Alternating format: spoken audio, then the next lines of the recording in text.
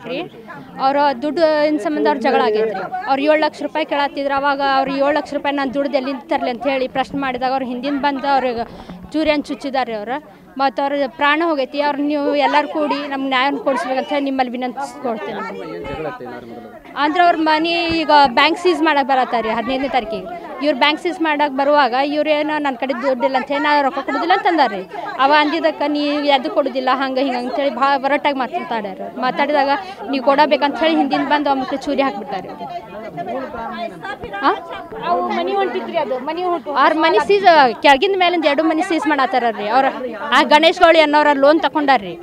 ಅವ್ರು ಲೋನ್ ತಗೊಂಡಿದ್ದ ಪ್ರಕಾರ ಕೋರ್ಟಿನವ್ರು ಅವ್ರೇನು ಕೊಟ್ಟ 2 ಮನೆ ಸೀಸ್ ಮಾಡ್ಬೇಕಂತ ಹೇಳಿ. ಈಗ ನಾನು ನಿಮ್ಗೆ ರೊಕ್ಕ ಕೊಡೋದಿಲ್ಲ, ನಾ ಒಬ್ಬಾಕಿ ದುಡ್ಯಾಕಿ ಎಲ್ಲಿಂದ ತಂದು ನಿಮ್ಗೆ ರೊಕ್ಕ ಕೊಡ್ಬೇಕಂತ ಹೇಳಿ ಇವ್ರದ್ದು ರೊಕ್ಕ ಕೊಡಲಿಲ್ಲ ರೀ. ನೀವು ರೊಕ್ಕ ಕೊಡೋದಿಲ್ಲ ಏನಿಲ್ಲ ಅಂಥೇಳಿ ಯಾರೂ ಇರ್ಲಾರ್ದ ಸಮಯದಾಗ ಇವ್ರು ಹಿಂಗೆ ಮಾಡ್ಯಾರ.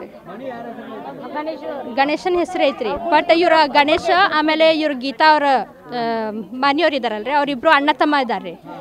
ಹಾಂ, ಇವ್ರ ಅಣ್ಣ ತಮ್ಮ ಇದ್ದಾಗ ಇವ್ರ ಅಪ್ಪಗೆ ಏನು ಮಾಡ್ಯಾರ, ಅವ್ರ ಶರಿಯದು ಕೂಡಿಸಿ ಅವ್ರ ಹೆಸರಲ್ಲಿ ಮಾಡ್ಕೊಂಡು ಬಿಟ್ಟಾರ್ರಿ. ಅದಕ್ಕೆ ಇವ್ರು ಕೇಸ್ ಹಾಕ್ಯಾರಿ. ಕೇಸ್ ನಡಿಲಿಕತ್ತದ, ಇಲ್ಲ ಅಂತಿಲ್ಲ, ಕೇಸ್ ನಡಿಲಿಕತ್ತದ. ಬಟ್ ಇವರೆಲ್ಲ ಏನು ಮಾಡ್ಯಾರ, ನೀವು ದುಡ್ಡ ಕೊಡ್ಬೇಕು ನಮ್ಗೆ ಅಂಥೇಳಿ ಇವ್ರಿಗೆ ಬಂದು ಹೊಡೆದಾರೆ. ಹಾಂ,